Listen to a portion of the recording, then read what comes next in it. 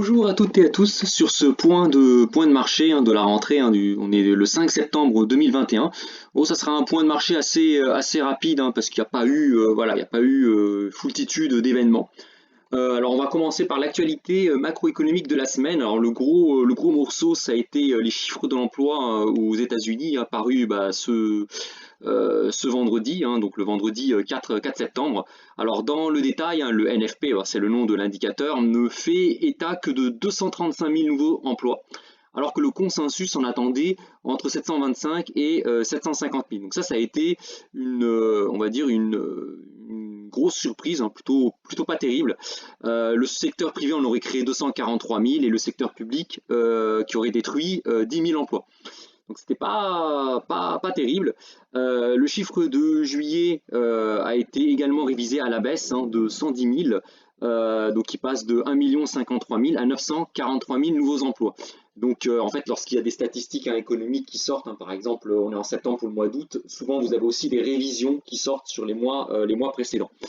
Et ben donc, du coup, au vu de ces chiffres, Joe Biden n'a pas tardé à réagir. Donc évidemment, c'est toujours, c'est toujours le Covid, le variant Delta. Il a bon dos, le virus. Donc c'est la faute du Covid si les chiffres sont pas à la hauteur de ce que l'on attend. Et il promet de nouvelles mesures de soutien à la croissance et le renforcement des mesures de lutte contre le Covid. Donc évidemment, là encore, ça promet encore finalement plus d'assouplissement budgétaire, peut-être de l'assouplissement monétaire, de la planche à billets. Donc évidemment, ces déclarations finalement éloignent un petit peu les marchés d'une perspective de ce qu'on appelle du tapering, c'est-à-dire d'une réduction de la planche à billets et d'une éventuelle remontée des taux. Donc voilà, pourtant on a quand même eu un taux de salaire qui a fait un bond de 0,6% donc en mensuel, soit 4,3% en rythme annuel, ce qui est pas mal. Ça pourrait faire craindre peut-être un début de spirale d'inflation boucle prix-salaire, mais visiblement les autorités américaines voilà, ne prennent pas forcément ça très très au sérieux. Et a priori, voilà, il n'y a pas vraiment d'indication qui pourrait laisser penser qu'on pourrait avoir un tapering, c'est-à-dire une restriction des politiques monétaires. Donc globalement, c'est pas forcément une très bonne nouvelle, ces chiffres de l'emploi, mais le marché peut interpréter ça, peut voir ça comme étant le verre à moitié plein, c'est-à-dire de nouveaux soutiens de la politique monétaire et un nouveau stimulus budgétaire. Alors, conséquences sur les marchés, voilà, donc effectivement, sans surprise, les marchés actions ont fait du surplace, il n'y a pas eu vraiment de gros changements, les marchés mondiaux. Les matières premières et les métaux ont rebondi, notamment l'or qui a un petit peu, voilà, qui s'est un peu éloigné à la hausse des 1800 dollars et qui tend à titiller la grosse résistance des 1850 dollars. Les crypto-monnaies ont également rebondi aussi. Je fais un petit focus sur l'Ether, l'Ethereum. Donc ce qui est assez marquant, c'est qu'on a à la fois les métaux qui ont monté et aussi les cryptos. Alors que souvent, on remarque quand les cryptos montent, les métaux précieux comme l'or sont un peu déprimés et vice-versa. Alors, ces points communs entre crypto, matières premières et métaux, c'est quoi? Il y en a deux. Ce sont des actifs anti-banque centrale, que l'on ne peut pas imprimer à l'infini. C'est vraiment voilà, parce que moi, enfin, entre l'or ou l'argent en métal qui sont quand même des métaux vieux, que l'on utilise depuis plusieurs milliers d'années, et les cryptos qui n'ont à peine qu'une décennie, qui existent sur les marchés que depuis une décennie pour le Bitcoin. Le seul point commun, en fait, c'est que on ne peut pas imprimer des cryptos à l'infini. En tout cas, ça a été construit, l'Ethereum et le Bitcoin et d'autres cryptos ont été conçus de manière à ce qu'on ne puisse pas en dupliquer comme ça à l'infini one shot.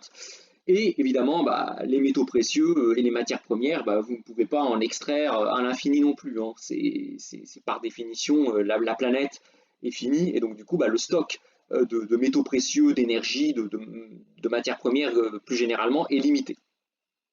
Et donc, du coup, on a deux ces deux actifs cette fois-ci qui évoluent de manière concomitante à la hausse et qui laissent à penser que bah, les marchés ne croient pas pour le moment à un resserrement monétaire des banques centrales. Alors, on va maintenant faire une mention spéciale, un petit focus sur le CAC 40 et l'Ethereum. Alors pourquoi? Alors le CAC 40, il s'est un petit peu distingué des autres indices, puisqu'il a ouvert tout de suite en début de semaine dernière, hein, donc dès le 1er septembre à la hausse, avec un gap haussier où il a on va dire, explosé la barre des 6700 points, pour aller tout de suite, en l'espace de quelques heures, aller chercher les 6775 points. Et donc ça, de la part de beaucoup d'analystes, hein, c'est ce franchissement de cette résistance, hein, des 6700 points, bah, ça pouvait être considéré comme un gros signal d'achat. Et donc on a vu voilà, une montée des volumes en début de semaine dernière avec des investisseurs qui se sont mis à l'achat sur le CAC 40 en disant que bah, voilà, que l'indice français, l'indice parisien, allait poursuivre sa hausse en direction des 6900 points, qui est qui est la dernière grosse résistance qui correspond aussi au sommet historique des années 2000. Et puis, grosse mauvaise surprise, hein, vendredi. Alors déjà, on avait un affaiblissement de cette tendance haussière qu'on a commencé à observer à partir de jeudi, hein, mercredi, jeudi, et puis bah, vendredi, suite aux chiffres de l'emploi, le CAC rechute lourdement en dessous des 6700 points. Et donc ça, cette figure qui est assez dangereuse, hein, qu'on appelle le bull trap, c'est-à-dire en fait un piège à haussier. Hein, souvent on voit des personnes haussières, hein, structurellement haussières sur les actions. Quand elles ont vu le CAC 40 recasser les 6007, se sont dit bah ça y est, on va rattraper, le train de la hausse, hein, et puis bah le CAC 40 recasse les 6700 points. Alors rien de bien méchant, hein, on est à 6000, on a fini la semaine à 6678 points, hein, donc on est encore dans un range, hein, entre 6625 et 6700, donc rien de bien méchant. Mais bah, voilà, les investisseurs qui ont pu, qui sont rentrés sur le CAC 40 avec un gros effet de levier, ben, ont pu subir des pertes assez conséquentes. Donc voilà pour le CAC 40. Alors deuxième petite mention spéciale, c'est à l'Ethereum. Donc là on est sur les crypto-monnaies. Donc les cryptos, je vous avais dit en début de vidéo, on rebondit. Mais la crypto qui se distingue, hein, des autres, hein, donc rappelle par exemple le Bitcoin est encore à quasiment plus de 20% de ses records, mais l'Ethereum a carrément effacé 90% de ses pertes, hein. Rappelons-le que en mai, au début du mois de mai, l'Ethereum avait franchi les 4000 dollars par Ethereum, hein, voire même il a tutoyé les 4003, 4004. Puis ensuite, on a eu un effondrement de l'Ethereum, comme beaucoup de cryptos, hein, qui retombait quasiment au seuil des 1500, 66% de sa valeur. Hein, l'Ether a perdu 66% de sa valeur. Et puis, bah, depuis la mi-juillet, on a un rebond de l'Ether. Et cette semaine a été une très belle semaine. On voit à la fin là, un très beau, un très solide rebond, hein, de plus de 20%. Et l'Ethereum revient quasiment à ses records historiques, hein, aux alentours des 4000 dollars. Donc voilà, donc pour les investisseurs qui ont été patients, qui n'ont pas fait de levier, surtout pas fait de levier, donc qui n'ont pas eu d'appel de marge, ben, ils se retrouvent en situation où leurs pertes sont effacées pour celles et ceux qui ont investi vraiment au sommet. Donc voilà, alors j'ai pas forcément voilà, de conseils à donner aux investisseurs, aux traders crypto, hein, parce que c'est vraiment un monde à part. Voilà, moi je vais pas vous dire d'acheter, de vendre, voilà, c'est pas mon rôle. La seule chose que je peux vous dire, si vous avez vraiment fait entre guillemets la culbute sur les cryptos et notamment sur l'Ethereum qui retrouve des niveaux très élevés, voilà, peut-être penser, si vous avez une approche patrimoniale, peut-être penser à vous diversifier, hein. Alors, je ne dis pas qu'il faut vendre, hein, attention, hein, mais voilà, à penser peut-être à la diversification, hein. La diversification, c'est vraiment le maître mot, voilà, si vous voulez construire une stratégie d'investissement, une stratégie de gestion de patrimoine sur le long terme.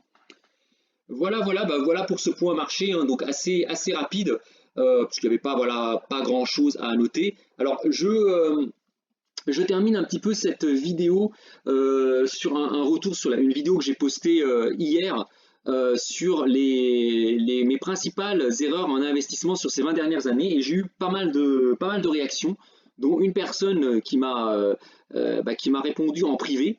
Donc je remets le lien, vous voyez le lien sur ce slide, sur cette vidéo si vous voulez l'écouter ou la réécouter. Alors j'ai eu un commentaire d'un auditeur qui me demandait si je ne prenais pas un risque comme ça en étalant en public mes erreurs sur les marchés. Effectivement, c'est un très très bon point, donc c'est pour cela que je voulais réagir sur ce commentaire privé qui m'a été adressé en perso. Alors, très bonne question, tout dépend en fait dans quel cadran vous vous placez. Là, je vous rappelle toujours le cadran de Robert Kiyosaki avec les employés, le cadran des employés, donc en haut à gauche. Donc en bas à gauche, c'est les travailleurs autonomes, ce sont vraiment les indépendants, professions libérales, les médecins. En haut à droite, le cadran numéro 3, ce sont tous les chefs d'entreprise, tout ce qu'ils font, voilà, tout ce qui est marketing relationnel, le digital, voilà, les grosses structures, on va dire, les patrons des grosses structures. Et le cadran 4, ce sont les investisseurs. Donc tout dépend du cadran dans lequel vous vous situez. Alors effectivement, donc, très bonne remarque. Si je me situais dans le cadran 1, le cadran des salariés, effectivement, c'est une grosse erreur. Poster une vidéo comme ça, ça serait une erreur de communication. Et deux, si j'avais posté une vidéo avec les erreurs que j'ai pu faire sur les différents dossiers sur lesquels j'ai pu travailler avec mes employeurs, non seulement c'est une erreur de ma part, une erreur de communication, mais en plus c'est interdit, parce que ça reviendrait finalement à divulguer des informations professionnelles, des informations relatives à mes employeurs au grand public. Et donc ça, c'est clairement interdit. Donc non seulement ça serait une erreur de communication, mais ça serait interdit. Là, finalement, les erreurs que j'ai mis en avant, ce sont des erreurs d'une part personnelles, donc c'est vraiment c'est de l'argent personnel avec lequel j'ai investi, d'une part, et d'autre part, sur ces erreurs-là, qui va me juger? On est dans le cadran 4, on est dans le cadran des investisseurs. Donc le seul juge de paix sur les erreurs que j'ai pu faire sur ces 20 dernières années et que je pourrais peut-être même faire dans le futur, c'est le marché. Et le marché, quand vous êtes investisseur, votre chef, c'est le marché. Quand vous êtes salarié, votre chef, c'est le patron. C'est un être humain avec une tête, deux bras, deux jambes et qui va vous juger d'une manière souvent subjective et qui va décider s'il vous augmente, s'il vous augmente pas, s'il vous donne un bonus, quel bonus, etc.